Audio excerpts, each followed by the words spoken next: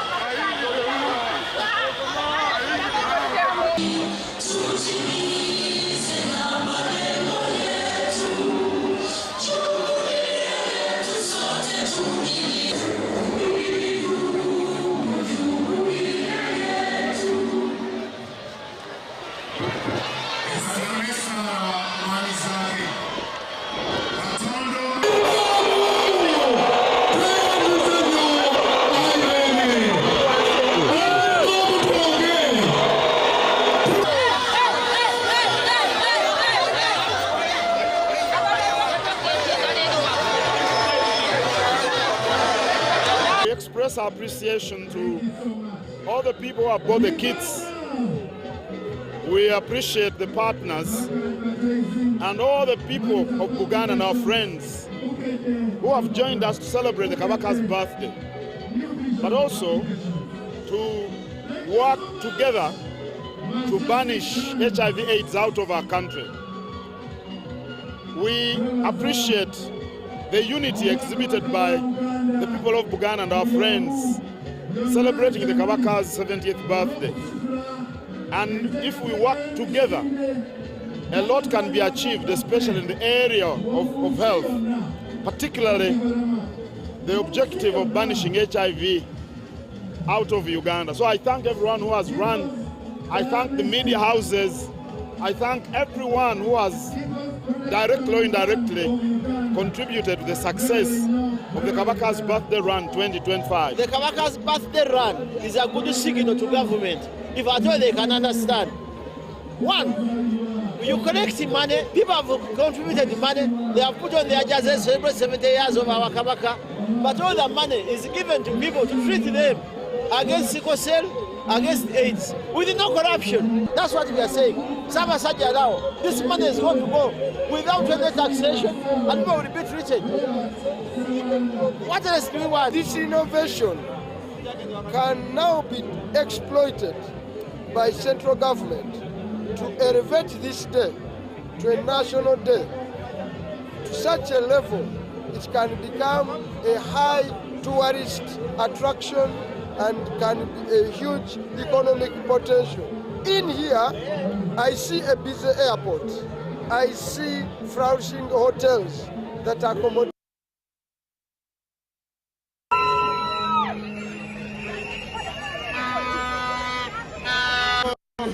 Kabaka's Run.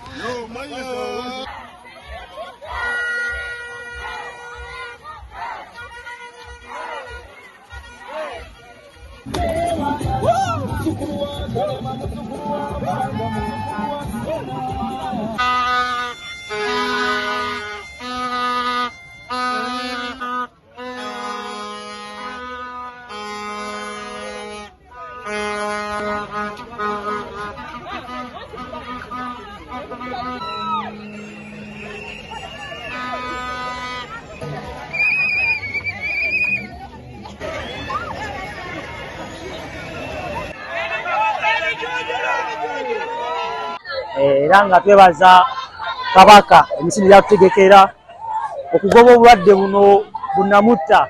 Twebaza nnyo Gayoga Ssaabasajja Kabaka Mwenda Mutebi.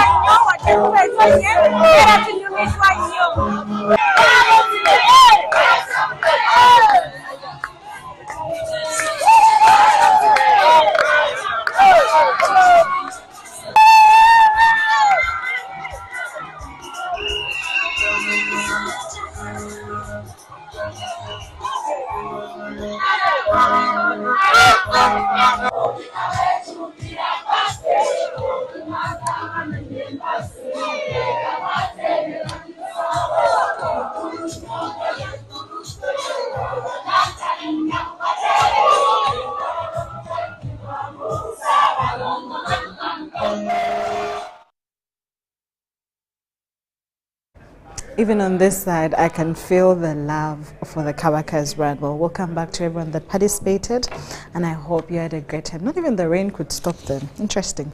In more stories, the President of the Federal Republic of Somalia, Hassan Sheikh Mohamud, is in Kampala for an official visit. And the visit, which took place at State Lodge Nakasero, underscores the long-standing brotherly relations between Somalia and Uganda and reflects a mutual commitment to deepening cooperation in areas of security, trade, regional stability and development.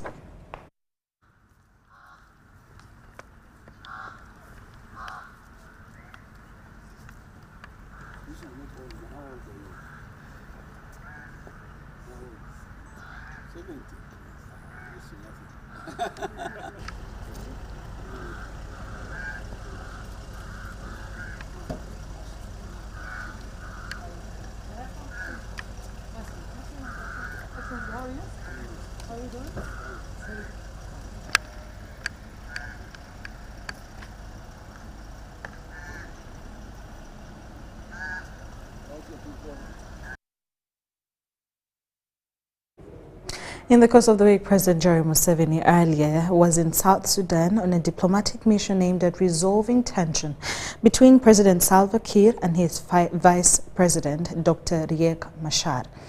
Museveni's visit follows an invitation from President Kiir, who sought his intervention as a senior statesman in the region. The crisis escalated after Machar was placed under house arrest by Kiir, who accused him of plotting a rebellion to destabilize the country.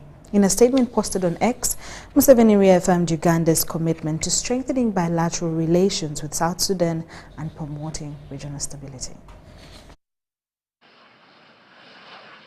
Uganda's national carrier, Uganda Airlines, Uganda's President Yoweri Museveni touched Juba International Airport in South Sudan on Thursday afternoon.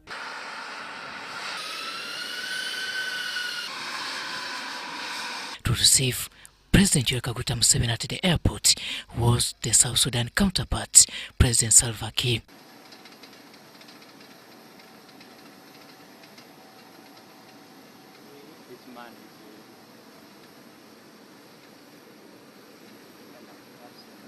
Clad in his usual white attire, Uganda's president seems to be on a peacekeeping mission. As the two men with hats walked on the red carpet, I guess the brief chat was about the deteriorating security situation in South Sudan. In their presence, there was a short program at the airport, and it began by anthems.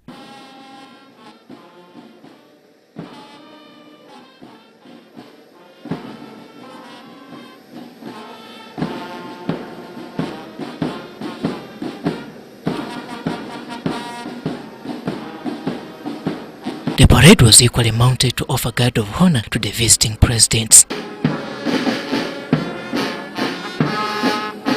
or to symbolize that Uganda's President Yoweri Museveni was on a state visit to South Sudan.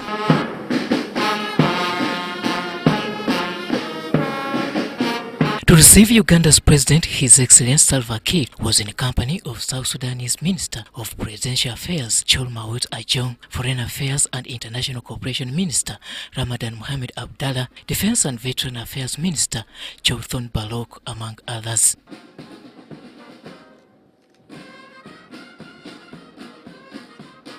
On On the Ugandan side, President Museveni was received by the Defense and Veteran Affairs Minister Jacob Oboth, Senior Presidential Advisor General Proscovia Naloiso.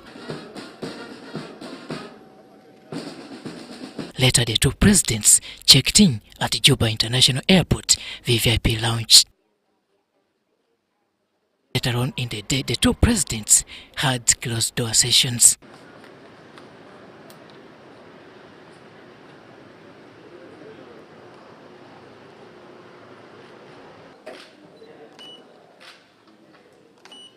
The closed-door meeting, it was attended by, among others, Uganda's Minister for Defense Jacob Oboth and Minister for East African Affairs, also First Deputy Prime Minister Rebecca Alitwala Kadaga. Besides bilateral engagements, both Yoweri Museveni and Salva Kiir are expected to extensively chat about the slip towards violence for the youngest nation in the world, arising from the recent sour relationship between First Vice President Riek Machar and Salva Kiir Mayardit. Details about this trip are still scattered, but the world is hopeful that indeed the old man with the heart will possibly persuade his comrade to drop a gun and pick dialogue for the interest of peace of South Sudan. Robert Onyango, UBC News. President Yoweri Museveni earlier announced plans to build 2 additional international airports specifically for tourism purposes. He stated that the government is collaborating with investors to construct these airports in tourism-rich areas of Kidepo and Kanungu, allowing wealthy tourists to fly directly to Uganda's national parks. Museveni made the remarks during the premiere of the documentary Hidden Uganda, produced by American journalist Peter Greenberg and Museveni's daughter Diana Chademera, the CEO of Age Safaris. A country in the heart of Africa, at a critical juncture in history, bursting with riches of beauty, culture, and traditions, and still. The documentary Hidden Uganda, created by renowned American journalist Peter Greenberg, is aimed at showcasing Uganda's natural beauty to the world. It's already been viewed by over 1.3 million people globally. During the premiere attended by top government officials, President Museveni expressed his admiration for the documentary and praised the producers, including Peter Greenberg and his daughter Diana Chalemera. I'm glad that you are beginning to, this film is beginning to expose this uniqueness, this different way of life to the world, because I think it's very good. Me, I never like to go, I like it here. I love it so much, because I don't think that, and I want other people to come and share. Museveni revealed plans to build 2 more international airports dedicated to tourism. We are also building another international airport in Kanungu,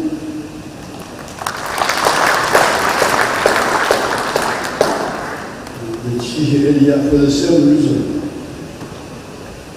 So people don't have to come to Entebbe, then drive from Entebbe to that long distance. They can go straight. Vice President Jessica Alupo commended Peter Greenberg for his efforts in promoting Uganda's story to the world. I wish to extremely congratulate you for spending part of your time, energy, and resources, and confidences to think about promoting tourism in Uganda.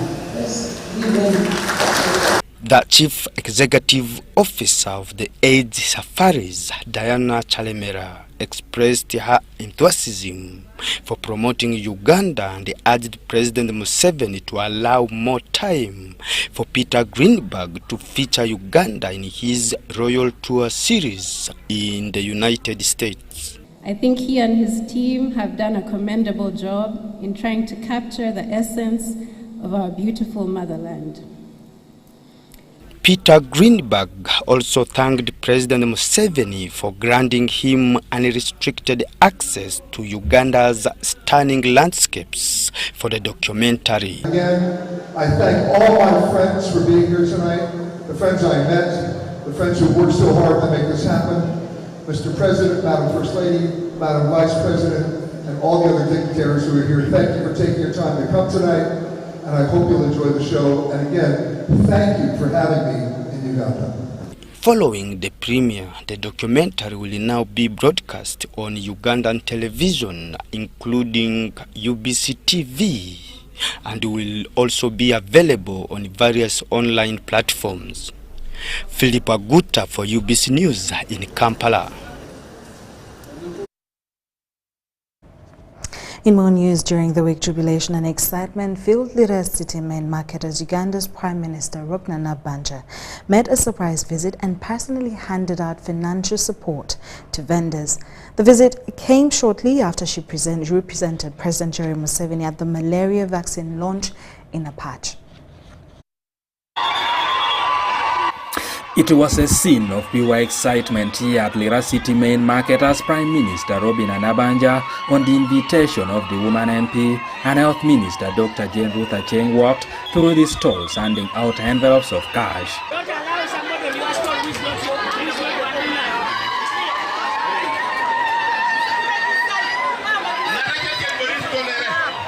With the market chairperson Basil Edwako identifying each recipient, the Prime Minister personally delivered 28 million shillings in just 1 hour.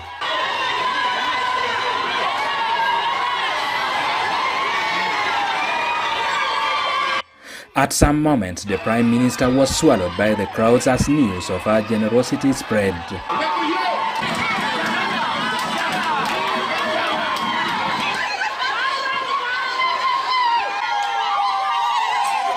Vendors chanted praises for the NRM government repeatedly, shouting no change in jubilation.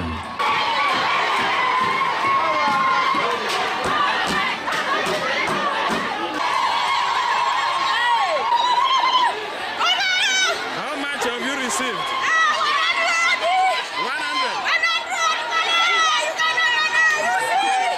Many described the moment as unprecedented, saying it was the first time they had truly felt the presence of government in their daily struggles. The woman behind the visit, Health Minister Dr. Jane Ruth Acheng, spoke exclusively to UBC after the Prime Minister's departure. She came to the market and gave women who were at their stalls 100,000 each. As I said, this was to boost their small capitals so that they can be able to sell even more. But while many celebrated, others missed out and were left disappointed.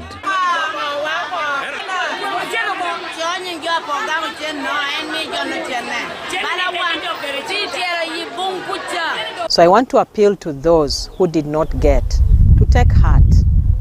Food is never enough. The event has drawn mixed reactions on social media, with some questioning the nature of such cash handouts. However, Dr. Cheng argues that this is a direct way of empowering small business owners. Because they are the ones who have very little capital. It is not that government dishes money. This was a humble request from Jenna Cheng for her to support those in the market. For the beneficiaries, their sentiment in Luo was clear: women leaders never forget their people.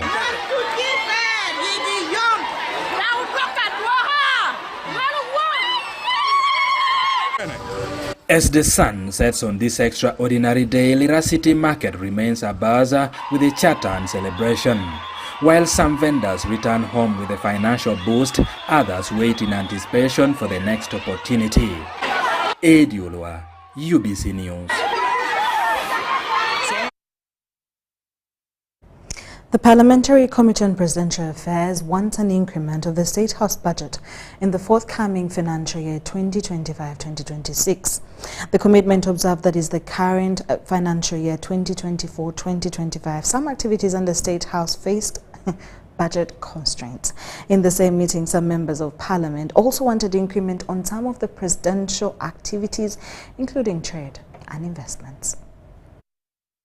Officials from the State House, led by the Minister for Presidency, Millie Babalanda, have met with the Parliamentary Committee on Presidential Affairs to present their budget allocations for the financial year 2025-2026. Under presidential initiatives, we have two components that got an increment. One was the transfer of operations of the National Secretariat for Patriotism Clubs from Office of the President to State House. This was a directive, and it came with 4.5 billion shillings to cater for the activities of the National Secretariat for Patriotism Clubs. Key priorities in this 2025-2026 budget are 443 billion under non-wage, 9.1 billion under promotion of regional and international relations, 83.088 billion is allocated for community outreach, 82 billion for poverty reduction, among others. The other priority area is the implementation of any presidential initiative that is set up in State House. The allocation is 103 billion shillings. However, the committee discovered that some activities, including presidential pledges, are not fully implemented due to budget constraints. The activities will always come after activities after activities after activities, but if you don't have enough budget, it will be hard for you to cater for all these activities. The president has been pledging for almost so many years since he came to power. But we know our budget. We really display our budget here, and we know its capacity. It cannot capture all these pledges at a go. So that means that some issues of pledges must remain in the society. And therefore, wherever we meet them, we don't blame anybody, because you know that your capacity of the budget cannot satisfy them. Other key areas that the committee observed for increment include trade and investment, that is requesting for 1.5 billion. The committee cites that the presidential promotion of trade and investment has yielded fruits, seeking for more funds. Look at our foreign direct investment, which was attracted so far by 2025, according to World Bank data. We are at $2.8 billion US, which is about 10.29 trillion. This is all majorly about 90% the president's work. But you see, you are allocating only 1.5 billion. 1.5 billion to a president. It's like, I don't even know how to call it. The committee also lauded State House on the skilling initiatives and urged them to expand on the skilling hubs to increase on the numbers of the beneficiaries. Lydia Chomkama and Gloria Gutabinji, Parliament. The Ministry of Information, Communication Technology and National Guidance has expressed a strong desire to move quickly to address technological advancements and connectivity issues. While appearing before the ICT Committee of Parliament to present the ministerial policy statement for the 2025-2026, the Minister for ICT, Dr. Chris Bariomonsi, highlighted that the budget allocated to the ministry is inadequate. Officials from the Ministry of ICT and National Guidance, led by Minister Dr. Chris Bariomonsi, appeared before the ICT Committee of Parliament to present their ministerial policy statement. The policy statement indicates that the budget projections for the ministry's financial year 2025-2026, including areas of pensions for Uganda Post of 100 billion shillings, amount to 205.310 billion shillings. Accordingly, the budget of NITAU is 268.659 billion shillings, which includes areas. Offset the arrears, the total budget remains 105 billion 295 million Uganda shillings. And clearly, this indicates that our ministry is grossly underfunded if we are going to attain digital transformation in this country and also communicate effectively. The Undersecretary of the Ministry, Sophia Nantongo, presented some responses to questions from the committee. She discussed the NITAU's recruitment plan to fill 19 vacant positions. Information Technology Authority Uganda has secured formal clearance from the Ministry of Public Service to fill 19 vacant positions. As authorized in the attached official communication, This approval underscores the authority's commitment to strengthening its operational capacity through strategic staffing aligned with the institution's priority. This response led to a heated debate, with committee members questioning how NITAU is requesting recruitment when it had been rationalized that after 3 years it will fall under the Ministry of ICT. So before the transition period, we are calling for recruitment. So here we need to come out with a lot of emphasis telling us why you are calling for filling these vacancies, yet NITAU was rationalized. Can this word be clarified that, please, the law under which NITAU is operating is this one. The other one that was passed has still been served, and its lights will not be flashing or lighting anywhere, not until that period comes. So that when we get this clearly, we discussed this and allowed, agreed that NITAU can recruit, and I think Solicitor General has also cleared the recruitment, but with the proviso that you give the staff contracts not exceeding 3 years. Officials also addressed concerns regarding the valuation of land belonging to UBC, revealing that the land is still under survey.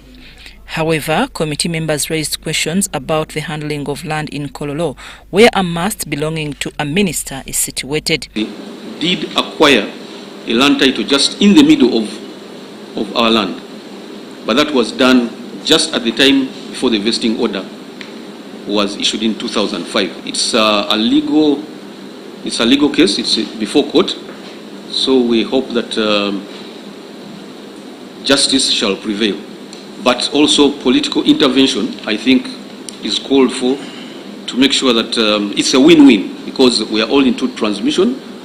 Some agencies have also submitted their recruitment plans in the ministerial policy statement. UBC, for instance, revealed a staffing gap of 188 positions. We are struggling.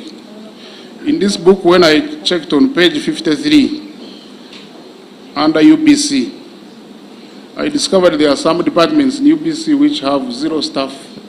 Billion for wage, which we have received this financial year, rolling to next financial year. As we did mention, we have a shortfall in our establishment of 188 positions. We would want to fill those, and there is a deficit of 5 billion in wage. We really request that this be taken into consideration. Committee members also inquired about how the ministry is collaborating with the Ministry of Energy and expressed concerns about the regulation of fiber companies. One point with 8 to 10 poles and with cables running at a very low level. So I wonder how this person, this private firm, was cleared to implement such a project. Because we see uncoordinated deployment of fiber, just like colleagues have said, in one place you'll find over 10 different providers having different 10 poles. The MTN already has infrastructure there. Then you should use the MTN infrastructure to do your internet or your digital services. So that's what the policy says. But I think the weakness has been on implementation. I'm Navka Farid and Gloria Gwetabinji at Parliament. The Uganda Students Association in India gathered for a 2-day convention at Gitam University, an event that brought together students from various places of India who share a common heritage.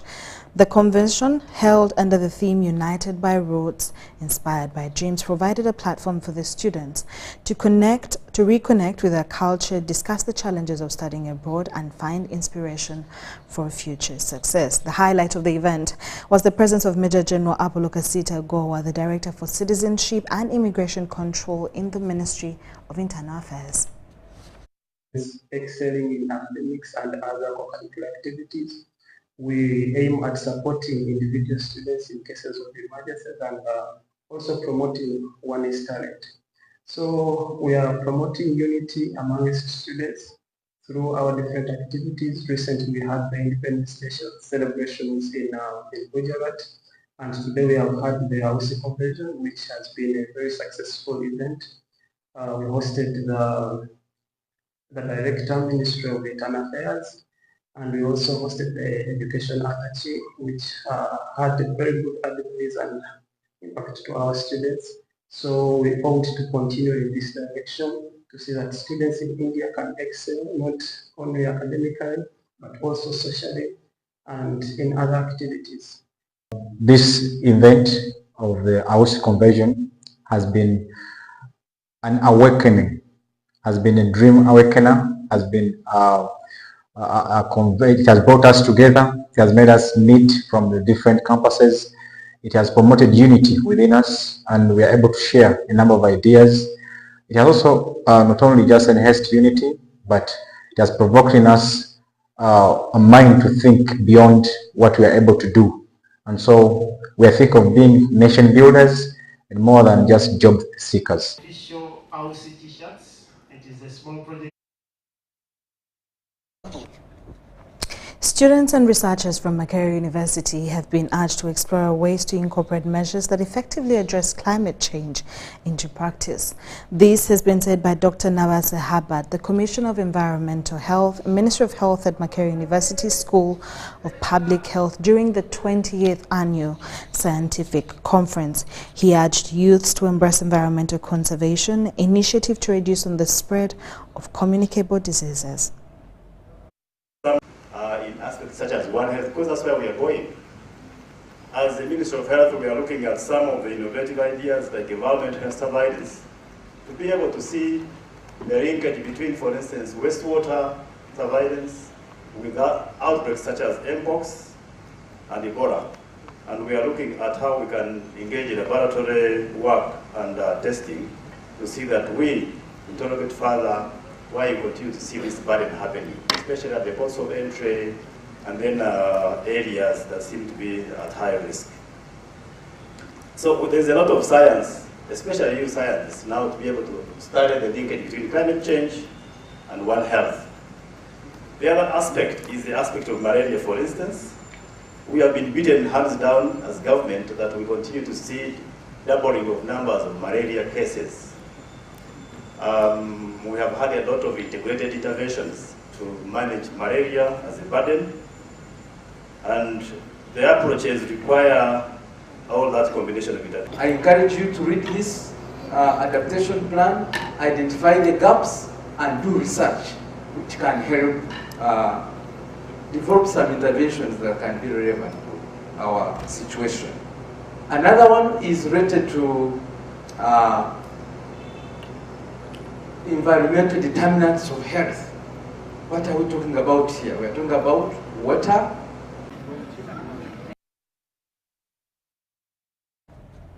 The government, through the Ministry of Education and Sports, has reaffirmed its commitment to constructing more seed secondary schools across the country as part of the efforts to reduce illiteracy levels nationwide. While officiating the commissioning ceremony of Mataba Seed Secondary School in Kayunga District, the State Minister for Higher Education, Dr. John Chrysostom Muyingo, announced that the government aims to commission over 250 seed schools across Uganda.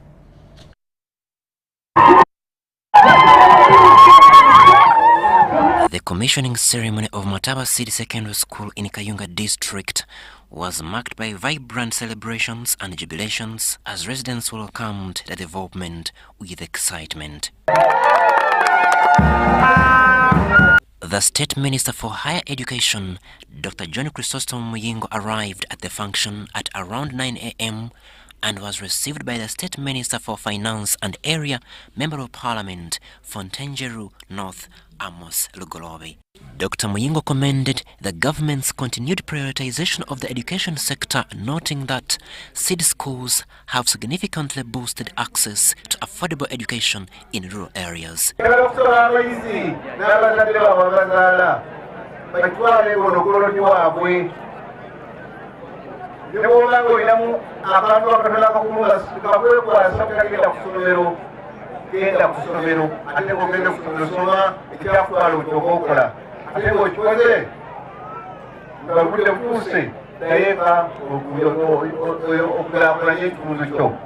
State Minister for Planning Amos Lugolobi called on the public to support government initiatives and work in unity for the continued development of the area. The idea of providing seed secondary schools across the country is going to enhance delivery of education services to our children. As we all know, education is the key to success, and we believe that so many pupils will be successful in this challenging world simply because they can now access education services in their respective areas. We thank the NRM government for being so active and for being so caring in terms of providing human capital development. Several local leaders and community members also shared their appreciation and expressed hope that the school will greatly impact the educational journey of the children in Kayunga and surrounding areas. Time after time, this community shall ever remember you for that great contribution. Second is the Ministry of Education and Sports, and is our chief guest. Your ministry has granted us complete city school. Thank you so much. Our community is so happy for that. Thank you very much for the contribution and all the achievements you have brought in this constituency of ours, and Sazabgere in particular. Environmental agencies and leaders from the wetlands were also present and are expected to be invited to support further development in the region. Crispus Arinitwe, Salongo Kasibante, UBC News. Uganda's automotive industry is making strides with the introduction of more electric and hybrid vehicles on the market. This comes after an increased demand of new vehicles competing with the used imported vehicles, and Sefao Uganda has a Suzuki Grand Vitara on the market that is fuel efficient and durable. Brand new car, you're looking at the total cost of ownership, just like any other, let's say, device or electronic, anything that is off the shelf. In this case, we're looking at a brand new vehicle. It has a longer lifespan as compared to something used, because you're not the first user, so you're uncertain of if the car had issues which you're unaware of, as compared to a brand new, which gives you the benefit of warranty and service cover as well. And even when you choose to sell off the vehicle, you still get a much better amount as compared to when you buy a used car and you have to sell it off. What you have to know is you'll have fuel economy, as this vehicle has the technology that enables you to save on fuel, most especially when you're in traffic. It has a way it operates whereby it switches off the fuel supply from the engine and relies on hybrid power, that's the electric power, to keep the vehicle running and also just slightly nudge the vehicle a little bit. So you have the aspect of fuel economy, you have the aspect of durability. Remember, Suzuki as a brand, even from the older days, is known for being a durable vehicle. So you can't go wrong with a Suzuki in this space. Compared to these other vehicles, what I'd talk about the Suzuki Grand Vitara. This is a car that has the all-drive select. This is a capability that enables you to conquer all diverse terrains. You're looking at city driving, off-roading, peri-urban areas, so you can't go wrong in terms of maybe being stuck. In terms of lifestyle, this vehicle appeals mostly to those who have an urban bit of lifestyle and also like to venture and do upcountry, because it's a four-wheel drive vehicle, that's one. Also, it's a 1.5 liter petrol engine, which is convenient for our city. As you can see, we're having traffic. So with a vehicle like this, you won't have any concerns to do with, let's say, the expense you'll have in fuel. And even still, when you go off-road, considering this is a four-wheel drive vehicle, you can be rest assured that you won't have concerns on being stuck, let's say, in the mud or whatever you can say. I'll take it one to it being a hybrid vehicle. So it uses both power sources of the fuel and electricity, which reduces on the carbon footprint, and not just with it being the environment as compared to a used vehicle.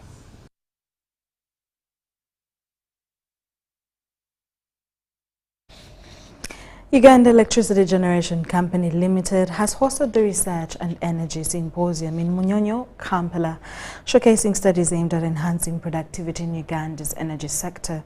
They just concluded a two-day event focused on the concluded event that was during the week focused on exploring sustainable energy sources, including nuclear power, geothermal energy and bioethanol, alongside innovative financing models to support these very developments.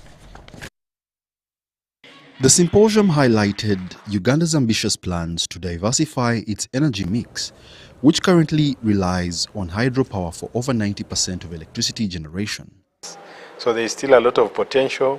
There are more feasibility studies that are taking place, and yeah, within the next 5 years or so, we should be harnessing a large amount of that potential, and hydro will continue to be a significant part of the 40,000 megawatts, which is our Vision 2040, the 52,000 megawatts. Key discussions revolved around nuclear power development, with government estimates suggesting uranium resources could support up to 2,000 megawatts of nuclear power. The first nuclear power plant is planned for Buyende district, with a reactor expected online by 2031. So the people of Buyende, if you have any in this room, you are going to see some roads tarmacked because of the development of this nuclear. And you want to begin with 1,000 megawatts.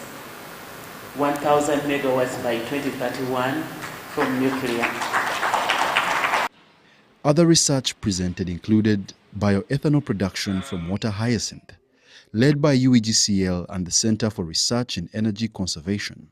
This initiative aims to convert invasive plant species into sustainable fuel sources for industrial use. So it means that we're still doing research, and we're happy that UEGCL is supporting the cause. Let's thank them again. Madam Honourable Minister, I wanted to report also that UEGCL, I think, is unique, because for them, they understand the academia, they understand research. They have been supporting us by giving us even some funds to do some research. Like I remember they gave us some money at Makere to do with the harvesting of water hyacinth. How can we harvest it? How can we convert it into energy that's useful instead of clogging the dam? The symposium also explored geothermal energy potential in western Uganda and solar integration strategies to complement hydropower generation. Experts emphasized the need for public-private partnerships to fund large projects like Ayago and Kiba hydropower plants, which are critical for meeting Uganda's growing electricity demand. So this particular symposium is an opportunity for us as a board to see the areas we've been supporting and how they are delivering.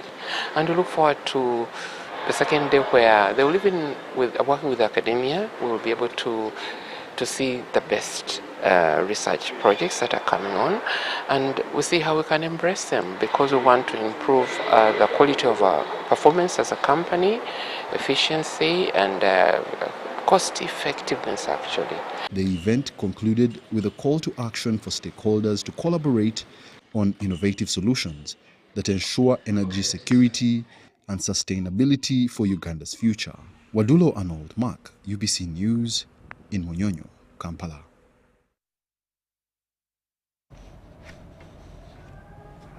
The government, through the Ministry of Education, revised the school curriculum to address unemployment and promote innovation in science and technology. Today, the Ministry of Education and Sports, in collaboration with the Secondary School and Mathematics Teachers Association, has organized an exhibition where students from Kalangala and Wakiso are showcasing their innovations. Take a look.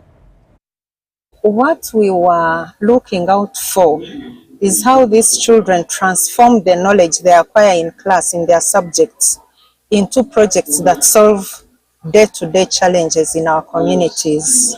We were also looking at how do these children express themselves, how innovative are they, how creative are they, how independent can they be in transforming this knowledge into these projects. We were also looking at how to use locally available materials in our environment to come up with projects. And see, this project here is electrolysis of water. We split the hydrogen and oxygen gases from water, the constituents of water. Because water is a covalent bond, it would mean that it has a positive and a negative.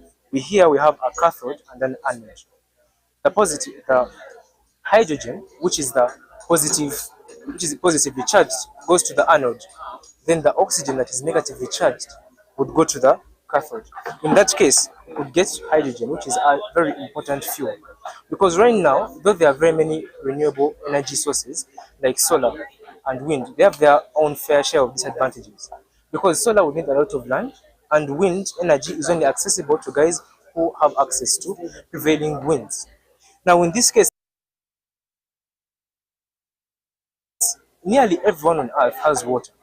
And there are specific plants like near oceans and near freshwater bodies where there is not enough electricity. Look at the island districts, look at Kalangala, there isn't enough. They use solar panels, which in this case are not very effective. If people will stop using these other resources, the big firewood, mainly leading to deforestation, in a way that they will start using this ethanol-based fuel, which doesn't produce any air pollutants, will save in the environment, and will also reduce on land pollution, like those things that are used to distill in the fuel. But one of the things we encourage the learners to do is to make projects which are low cost. And that means if they are low cost projects, they don't have to get any extra support to do them in the communities. They should be able to do them on their own. So if they're using materials from within the environment, then they can, if guided well, they can go and do them in their projects. So we as the team might not support them directly. The support we give them is while we're adjudicating, we tell them what possible ways they can further do their projects out of school.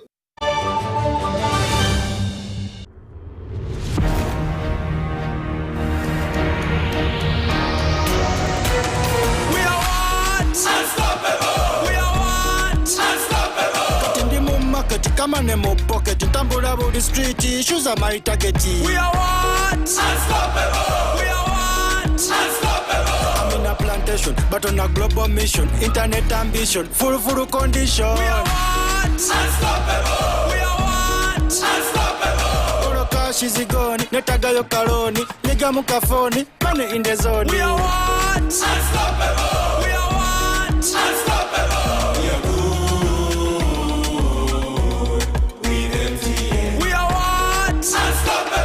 With you and MTN together, our ambition is unstoppable. We are what? Unstoppable!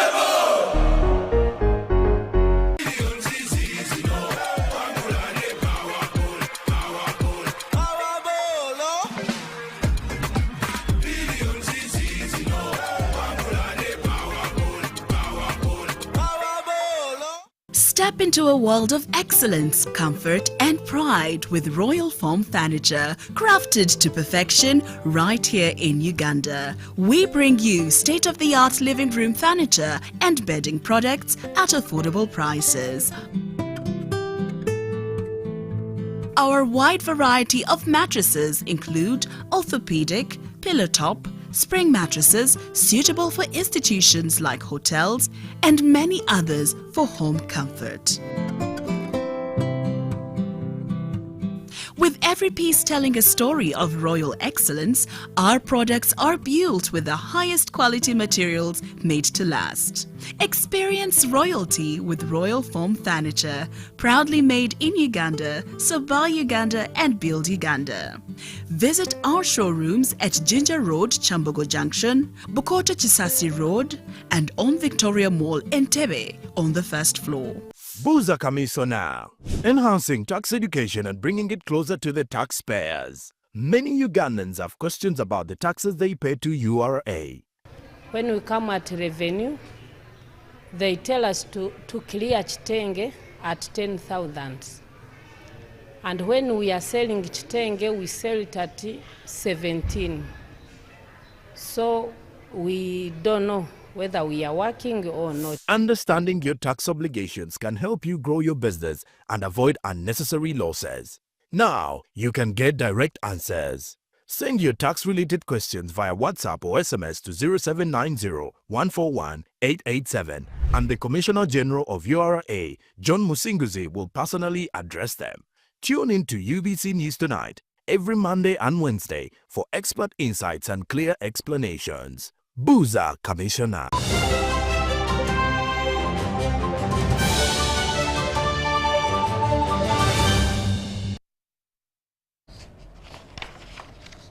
Well, welcome back to the UBC Weekly News Roundup. Women in the construction sector are calling for greater inclusion in decision-making roles, extending beyond administrative or quality control positions to technical and production-based roles as well. Now, the inaugural Women in Construction Symposium set for the 11th of April 2025 aims to bridge the gap and highlight the significant opportunities available for women in the building and construction industry. Take a look. Despite women and girls making up 51% of Uganda's population, only 10% are involved in Uganda's building and construction sector, pointing to a significant gender gap. On 11th April 2025, the inaugural Women in Construction Symposium organized by Ugandan National Association of Builders, Suppliers and Engineering, Contractors, and the Pan-African Chamber of Commerce will be held at Sheraton Hotel in Kampala, with President Museveni expected as the chief guest. So we are going to be launching a platform to say that women already are in construction, yes, but one, we are not celebrated, they are not known for what they do. Even when they bring it on the table, the victory may be owned by a man, but we want to see women not only properly profiled in the construction sector but celebrated. The event aims to highlight the untapped potential of women in the sector and encourage more companies to empower them into key decision-making roles. The first female president of UNABSEC, Binta Kiara Nguranga, revealed this during a tour at Roofings Limited in Namamvi ahead of the symposium set for April. Currently, most women in construction sector hold roles in human resource, reception, welfare, or quality control. However, advocates argue that it's time for women to take on key decision-making positions, especially in production, which has long been seen as a male-dominated and labor-intensive area. We have come up with this initiative, the Women in Construction Symposium, to be able to inspire more girls to come and take up these courses in construction.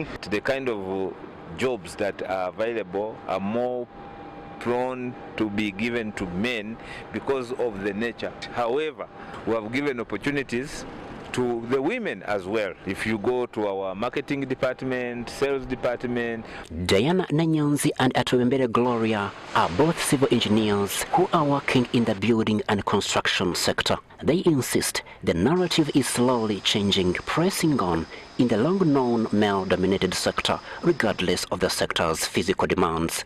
Since it's a male-dominated field, it's a bit difficult, but then with these initiatives, it is becoming a bit easier for us with the help of UNABSEC, and they are trying to really empower women into this field.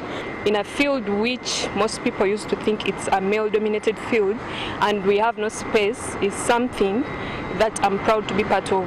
Crispus Arinitwe, UBC News. Lira city authorities are urging the central government to waive taxes on road construction equipment, citing high costs as a major barrier to infrastructure development. This appeal comes as the city celebrates a landmark achievement, the commissioning of its very first road grader, purchased entirely through local generated revenue. The Ministry for Local Government, Raphael Majezi, who officiated the commissioning ceremony, commended the city's leadership for its initiative and dedication to service delivery. Watch. 2, 1, 0. Lira City has marked a significant milestone with the acquisition of a road grader worth 1.1 billion shillings. The source of funding for purchase of this grader was local revenue.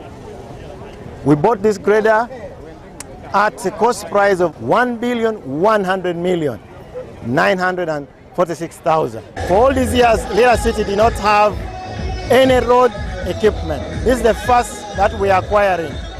And we believe with this road equipment, it's going to help us go a long way to maintain our roads, which is over 400 kilometers. City Mayor Sam Atul says the grader is wholly owned by the city, dismissing recent public speculation and assuring residents that the facility will be deployed equitably across all areas of the city. So it is not a surprise that they are critiquing the number plate. But the grader is here. Even if the number plate was UAP or UBG or Atul Sam, but the grader is here. The question is, will this grader work on the road? That's the only important thing. Will it be in the city? Those are the important questions. So the city owns this grader. This grader will be in the city, will be used by the city, will be used by the people of the city. The Minister for Local Government, Raphael Magezi, praised both the leadership and the people of Lira City for their self-reliance and visionary approach, describing the project as a model for other urban cities. I congratulate you on buying your own grader. Congratulations. And I want to confirm that the Ministry of Local Government and Central Government have not put even 1 shilling on that grader. It is your money. With more than 400 kilometers of roads under its jurisdiction, Lira City has in the past only managed to maintain between 30 to 36 kilometers annually. City leaders now expect to improve coverage to over 50 kilometers each year, thanks to the new grader. Hiring equipment has been very expensive on our side, and we expect now that the grader is out there, the cost of grading our road is going to reduce completely down. So we are going to have many kilometers of road worked on than it used to be. So the ministry, both central government, should budget for all road equipment. In fact, they should budget for the city, because we want to have sets of equipment now in Lira City. Officials say that while this investment marks progress, national level support, especially in form of tax relief and increased budget allocations, will be crucial in scaling up infrastructure in Uganda's emerging cities.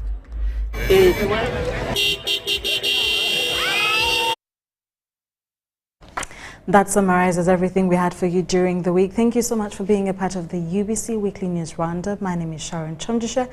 You can join me later on at 8 and 10 p.m. for more news coming your way. Thank you for watching. Have a good afternoon.